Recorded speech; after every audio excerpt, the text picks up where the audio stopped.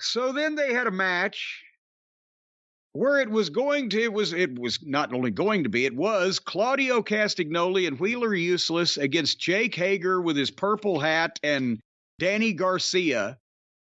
And I wrote right at the bell, 15 minutes of this just to see Claudio work doesn't work for me, brother. So I skipped ahead to get to the meat of the matter. Although I did notice in the course of the skipping that Jake Hager has the coordination of a sack of wet hammers. Did you see the first ever spear out of a Hurricane Rana? Did you see that? I watched the match. Claudio goes to give him Hager the Hurricane Rana off the top turnbuckle. And right as Claudio jumps up and flips backwards, Hager tries to push off and his feet fly off the ropes and go out from under him. And he just goes fucking head and face first in a spear motion straight to the fucking ground over the top of Claudio. I've never seen anything like that in my life. But otherwise than that, did I miss anything in this contest? No, this is like one of those things that even if you like it, you feel like you've just seen these people doing this stuff way too much. For too long. It's been months now. This Yuta, Garcia, Jericho, and Blackpool, and... Well, but at least they did an interview afterwards, because here's where I listened to Moxley. See, I knew he was going to be back. Well, I didn't want to hear him in the fucking garage with the green light again or whatever. But Tony Schiavone gets in the ring with Moxley and Claudio and Useless, and there's a sign in the back, second row, guy. I came for the sports presentation. I have a feeling he was highly disappointed. So this is where Schiavone shows the VTR of an interview that he did with William Regal, quote unquote, a few weeks back. And they're standing backstage, and I don't know when they shot this, probably last week. I don't fucking know. But the first quote from Regal is, people are only going to see this if something bad happens to me.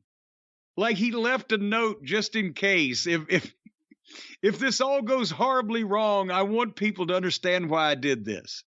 And then he tried to explain why he helped MJF and tried to put the backstory that they had concocted to explain how they started this, not knowing where it was going to end up, and now it's ended up with Regal's going to be starting back with the WWE after the 1st of January, as we've been talking about for weeks and weeks. Didn't surprise us. Don't know why it surprised them.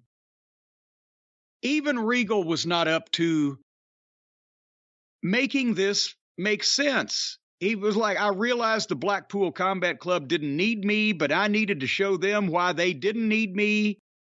And at one point in there, he destroyed every bit of credibility he had. He uttered the phrase, Wheeler Yuta can be the best wrestler in the world. And immediately heads all over the globe exploded. And he wanted to teach them how to lead by example and to always stay one step ahead of other people, which is why he stabbed all of them in the back to turn around and aid MJF, who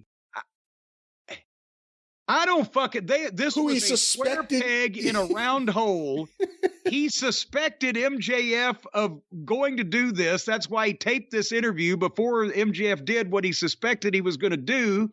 But he put himself in the place to be hospitalized by MJF to prove a point to the Blackpool Combat Club that they need to stay one step ahead. Oh, mother. And when that VTR was over with, there was everybody in the ring just standing there and gawking with attempted mopery. And then Moxley just launched into a promo about the Ring of Honor pay-per-view and his war with the Jericho Appreciators. And he couldn't remember the date of his main event against MJF, but he could remember the Ring of Honor pay-per-view. And finally, he ended up with claiming that they were about to make a serious statement, as opposed to the incoherent statement that we'd been hearing for the last 10 minutes. When this was over, you and I, we do this show for remuneration and for the glory of it. But We read about this shit. We keep up with it. Did you still understand, even knowing that they had to rewrite all this shit and what the real story was, but did you understand any of this?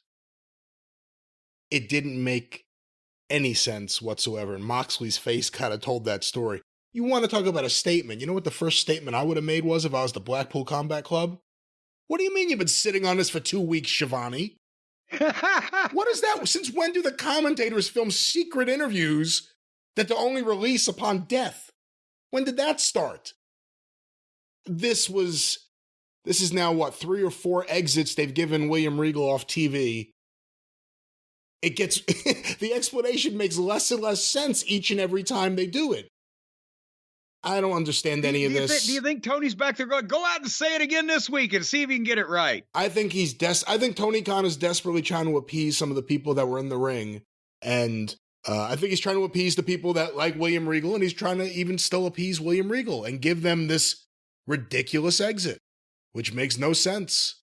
And if you're going to let him out of this and screw up everything you've been booking and your main event programs, and just get him off the TV already.